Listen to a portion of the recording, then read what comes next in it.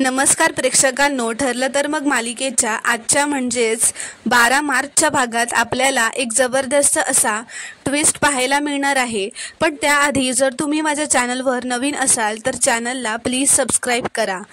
तर प्रेक्षकांनो, आता आपण पाहतो की इथे अर्जुन व सायली त्या पोलीस इन्स्पेक्टरला म्हणत असतात की आम्हाला कन्फर्मेशन हवं होतं की तो माणूस कोण आहे, नाव सांगाल का त्याचं। तर तो पोलीस इन्स्पेक्टर म्हणतो, अहो साहेब, मला ते नाव आठवत नाही आता। तर सायली ही म्हणते, महिपत शिखरे नाव होतं का त्याचं, प्लीज जरा आठवून बघा ना, तुम्हाला आठवतंय का। तर तो पोलीस म्हणतो, जर आपल्याकडे बेलचे पेपर्स असते तर लगेचच नाव आपल्याला समजलं असतं, पण आता नाव कळणं थोडं मुश्किल आहे।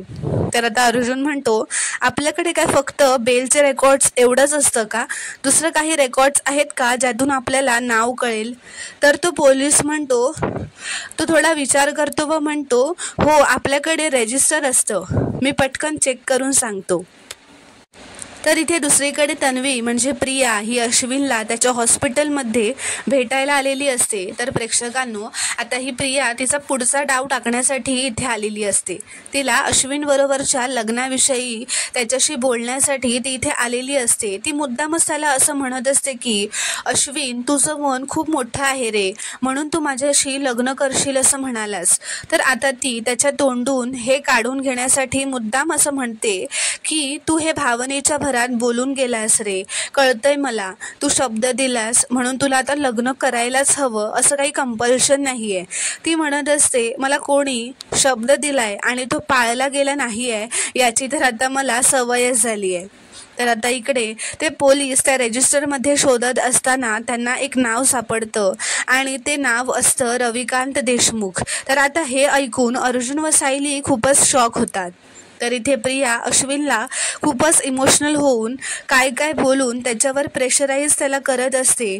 तर आता अश्विन म्हणतो की हे बघ तन्वी, शब्द देऊन फिरवणाऱ्यातला मी नाही आहे, पण मी हे घरच्यांना कसं सांगू त्याचंच मला टेन्शन आलंय। दादा आणि वहिनीमुळे आधीच घरात खूप भांडणं होत आहेत आणि यात जर मी त्यांना सांगितलं की मला तुझ्याशी लग्न करायचंय तर ते कसे रिॲक्ट करतील हे मला सुद्धा माहीत नाही। तर आता इकडे अर्जुन हा त्या पोलीस इन्स्पेक्टरवर खूपच चिडलेला असतो। तो म्हणत असतो, असं कसं होईल, यात महिपत शिखरेचं नाव का नाही आहे, मला पूर्ण खात्री आहे की हे महिपत शिखरेनेच विलासला बेल मिळवून दिली आहे, पण इथे नाव तर रविकांत देशमुखचंच दिसतंय।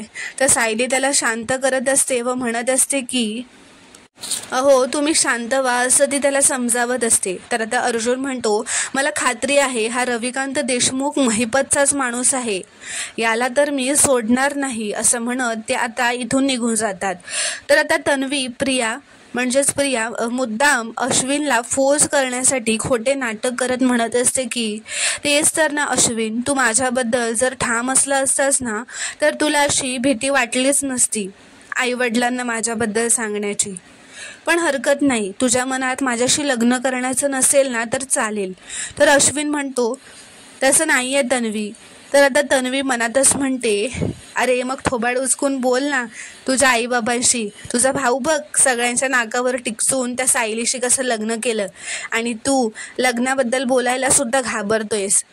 फक्त ना सुभेदारांच्या घरात जायला तुझ्यासारख्या धोंड्याबरोबर मला लग्न करायला लागतंय आणि मला गळ्यात बांधून घ्यायला लागतोय।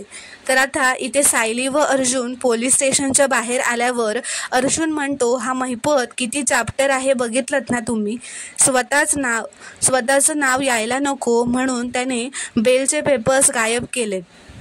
तर आता अर्जुन म्हणतो, आता हा रविकांत देशमुख जो कोणी असेल त्याला आपल्याला शोधावंच लागेल। तर आता अर्जुन तिला म्हणतो, चला लवकर जाऊयात आणि आपण हा कोण आहे तो शोधूया। तर सायली म्हणते, अहो मी तुमची केस पार्टनर आहे वगैरे बरोबरच आहे, पण मला संसार आहे, घर आहे आणि मुख्य म्हणजे स्वयंपाकघराच्या वेळा पाळायच्या आहेत मला, त्यामुळे माझी ही ड्युटी तर आता संपली, आता माझी दुसरी ड्युटी चालू होईल। तर आता अर्जुन म्हणतो, म्हणजे तुम्ही आता मला सोडून जाणार। तर सायली म्हणते, मी तुम्हाला सोडून फक्त घरी जाणार आहे, तुमच्या आयुष्यातून नाही, आणि मी घरी गेले ना तरी सतत तुमचाच विचार करणार आहे। तर अर्जुन म्हणतो, मी पण ऑफिसमध्ये फक्त तुमचाच विचार करत असतो, पण मला फक्त हेच विचार येतात की मम्मा तुम्हाला काही बोलली नसेल ना. तर सायली म्हणते, तुम्ही सतत हा विचार करू नका हो, त्यांना जे बोलायचं आहे ना ते बोलू द्या. प्रत्येक नात्याला अपेक्षांची दुखपट्टी लावायची नसते. तर आता सायली हसतच म्हणते, चला आता निघूयात आपण. तर आता प्रिया म्हणते, ठीक आहे अश्विन, मी समजू शकते की तू माझ्याबद्दल आईबाबांशी बोलू शकत नाहीस, पण परिस्थितीच अशी एवढी अवघड आहे ना, त्याला आपण तरी काय करू शकणार. असं ती म्हणते, मी येते आता. असं म्हणत ती निघून जात असते. तर आता अश्विन तिला थांबवतो व म्हणतो, डॅड तर आता फॅक्टरीमध्ये असतील, पण मम्मा घरी असेल, आपण घरी जाऊयात. मी मम्माला आपल्या लग्नाबद्दल सगळं सांगणार आहे. तर ती म्हणते, तू माझ्यासाठी एवढं धाडस करतोयस. तर तो म्हणतो, तुझ्यासाठी नाही ग, आपल्यासाठी. तो म्हणतो, यापुढे तुझी कधी फसवणूक होणार नाही याची जबाबदारी माझी. असं म्हणत आता ते दोघंही सुभेदारांच्या घरी जायला निघतात. तर इथे अश्विन व प्रिया सुभेदारांच्या घरी येतात. अश्विन प्रियाला म्हणतो, तू बस, मी मम्मा कुठे आहे ते जरा बघून येतो. असं म्हणत तो वर जातो. तर आता प्रिया ही मुद्दामच सायलीला हिणवायला, तिला काहीतरी नीचा दाखवण्यासाठी सायली तिथे किचनमध्ये काहीतरी स्वयंपाक करत उभी असते. तर ही तिच्याकडे येते किचनमध्ये व म्हणते, अरे हो, आजकाल इथे वेगवेगळ्या वेळेला स्वयंपाक होतो ना, म्हणून इथे एक मोलकरीण कायमच असते. कधी विमल असते तर कधी तू. तर आता सायली तिलाच म्हणते की विमलताई जे काम करतात ना प्रिया, ते खूप वर्षा दर्जाचंच असतं. ते जे काही काम करतात ते कोणालाही जमणार नाही. असं म्हणून ती प्रियाचंच तोंड बंद करते. खूप काबाड कष्ट करतात त्या. आणि जर माझ्या माणसांसाठी मला तू मोलकरीण म्हणत असशील तर मला त्याचा अभिमानच आहे. तर आता प्रिया म्हणते, अगं पण विमलताईंशी सगळे चांगलं वागतात तरी, आणि तुला तर कचऱ्यासारखं वागवतात. आणि हे जे तू माझी माणसं करून फिरत असतेस ना, ती तुझी माणसं माझ्यावर किती प्रेम करतात हे बघितलंस ना तू. तर सायली तिला विचारते किती दिवस, आणखीन किती दिवस तुझा खरा चेहरा सगळ्यांसमोर येईल तोपर्यंतच ना. तर आता हे ऐकून प्रिया घाबरलेली असते. ती तिला काहीतरी बोलायला जाणारच असते.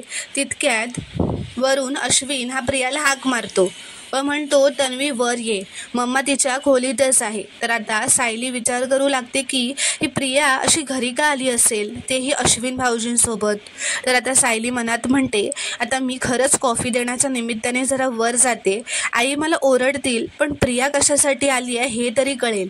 तर आता इथे वर कल्पना अश्विनला म्हणत असते, अरे अश्विन, तुझ्या मनात असा काही विचार आलाच कसा?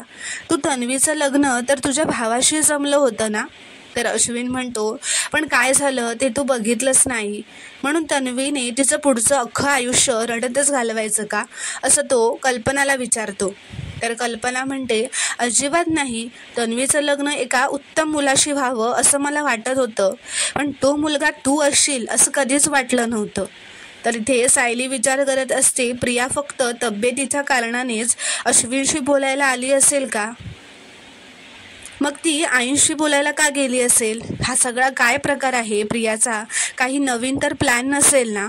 काहीच कळत नाही आहे असा ती विचार करू लागते. तर आता कल्पना अश्विनला म्हणते, पण तू नीट विचार केलायस ना? तर प्रिया म्हणते, मामी, मी पण त्याला हेच विचारलं की तू माझ्या दयेपोटी मला होकार तर दिलायस का?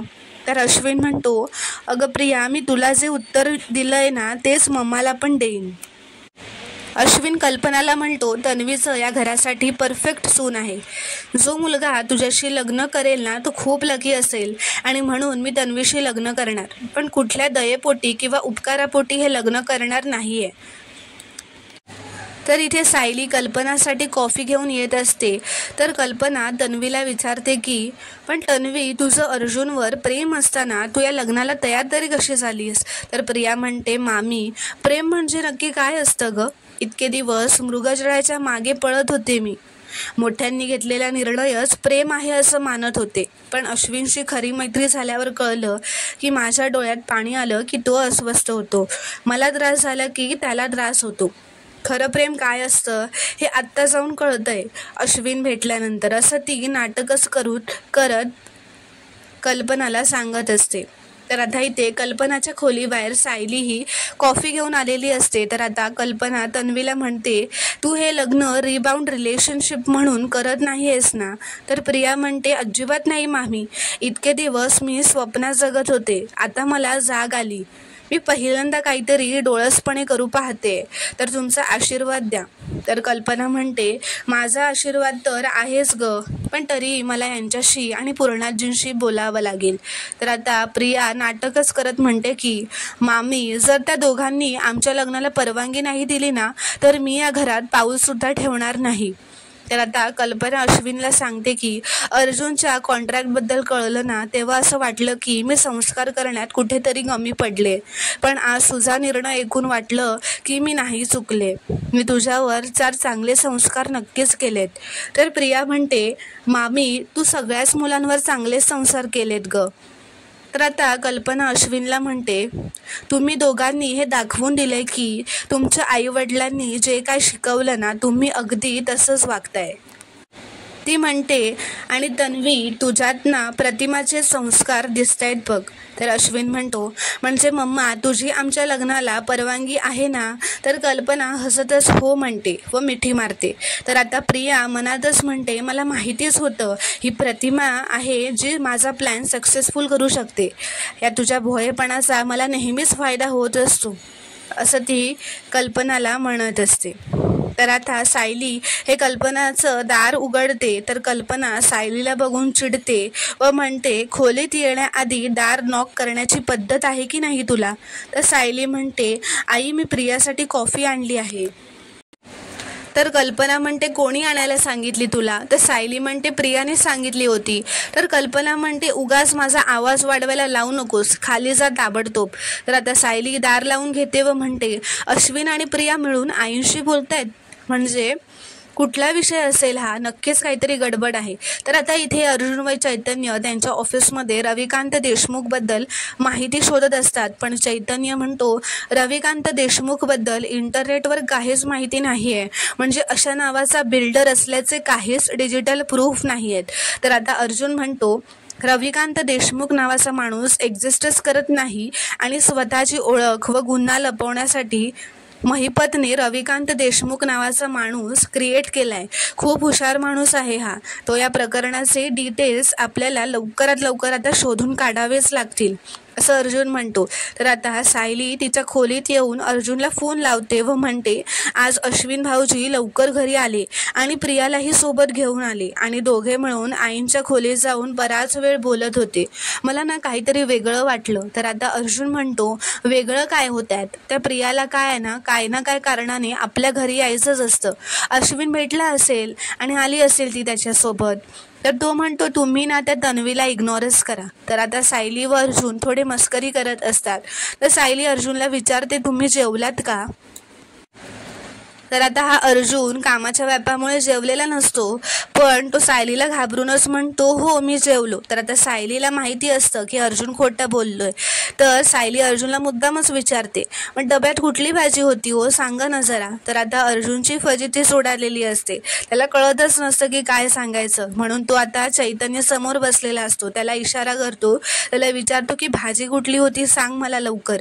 तर आता चैतन्य तो डबा, त्याचा जेवणाचा डबा शोधत असतो. तर सायली फोनवर म्हणते, अहो असं काय करताय, आज डब्यात वांग्याची भाजी पाठवली होती ना मी. तर आता अर्जुनलाही माहीत नसतं की कुठली भाजी होती नेमकी, म्हणून तो तिच्या होला हो मिळत म्हणतो, हो मग वांग्याचीच भाजी होती, किती छान झाली होती, मी तर बोटं चाटून खाल्ली, पूर्ण संपवली भाजी.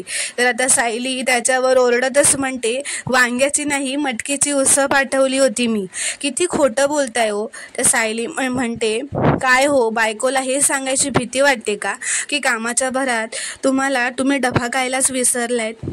तर आता सायली म्हणते, आता तरी डबा खाऊन घ्या, ठेवते मी, असं म्हणत आता ती फोन ठेवते.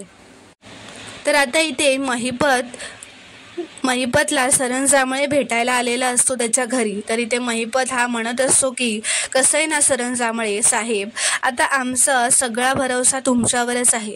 आता प्रेक्षकांनो, हा कोण नवीन माणूस आहे मलाही माहीत नसतं बरं का, पण महिपत त्याला सांगत असतो की तुम्ही आतापर्यंत आम्हाला जी मदत केलेली आहे त्याच्यावरच एवढ्या गोष्टी घडल्यात. म्हणजे किल्लेदारला ती पोरगी आपली वाटली यात पण तुमचीच मदत आहे. फक्त या टाईमला माझ्या मुलीला सोडवायचं तेवढं बघा. तर आता सरंजामळे म्हणतो, हो कसं आहे ना शिर्के साहेब, कोर्ट केस पेट्या सगळं काही केलं आहे आम्हीच, पण आता कसं आहे जोखीम वाढली आहे ना, त्यामुळे किंमतसुद्धा वाढली आहे. तर महिपत म्हणतो, तुम्ही फक्त आकडा सांगा साहेब.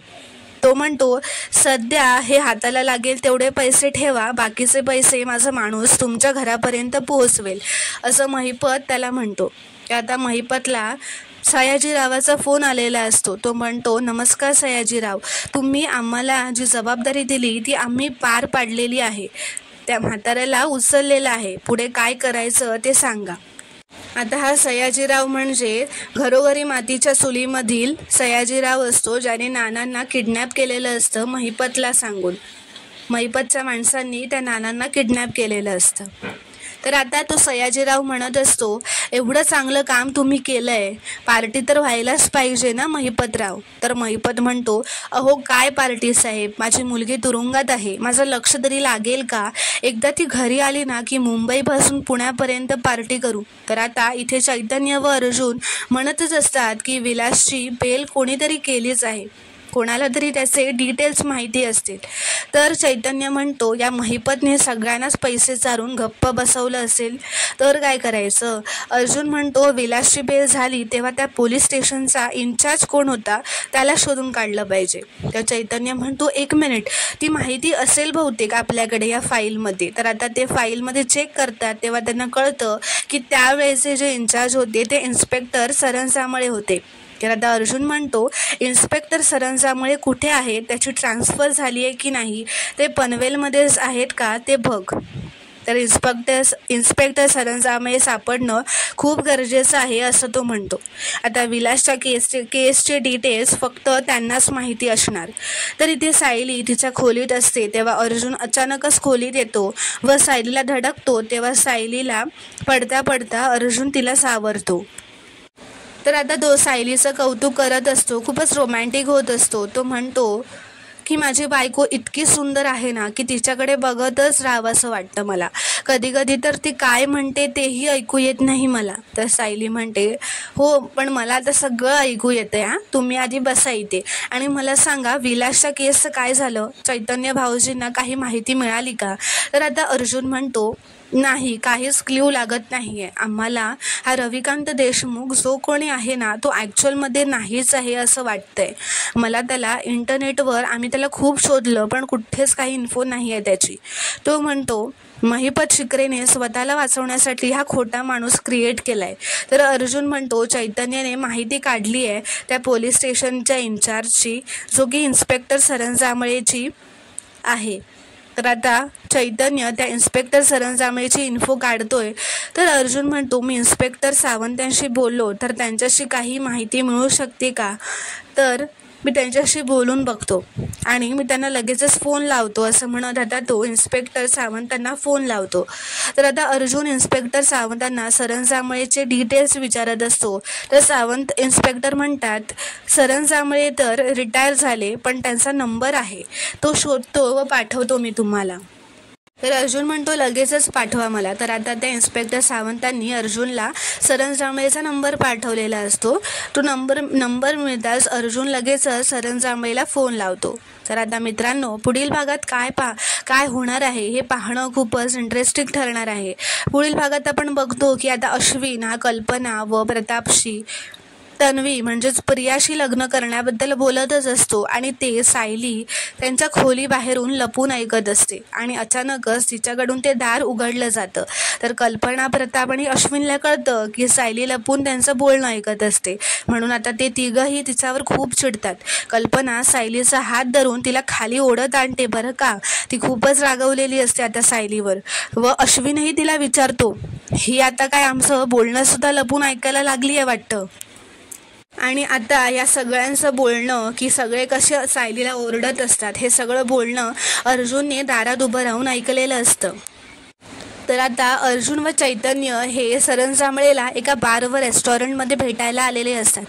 ते दोघंही सरंजांबळेला विचारत असतात की तुम्ही ज्यावेळी पोलीस स्टेशनमध्ये कार्यरत होतात तेव्हा तुमच्या 2 वर्षांआधी तुम्ही विलासला बेल मिळवून दिली होती का? तुम्हाला त्याबद्दल त्या केसबद्दल काही माहिती आहे का? तर आता सरंजांबळे जो असतो तो अर्जुन व चैतन्याला सरळ नाही असं म्हणतो. तो म्हणतो मला याबद्दल काहीच माहिती नाही. पण नंतर त्यांना जाऊन कळतं की हा जो सरंजांबळे आहे तो महिपतचाच माणूस आहे. कारण आता अर्जुन व चैतन्य सरंजांबळेला महिपतच्या एका गुंडाबरोबर बोलताना बघतात फोनवरती. आणि मग जाता जाताच अर्जुनला कळतं की हा सरंजांबळे जो आहे तो महिपतचाच माणूस आहे आणि तो महिपतला मिळालेला आहे. आणि अर्जुनच्या मनात आता सरंजांबळेविषयी संशय निर्माण होतो. तर प्रेक्षकांनो, आता पुढील भागात काय घडणार आहे ते पाहणं खूपच इंटरेस्टिंग ठरणार आहे. पूर्ण व्हिडिओ बघितल्याबद्दल धन्यवाद.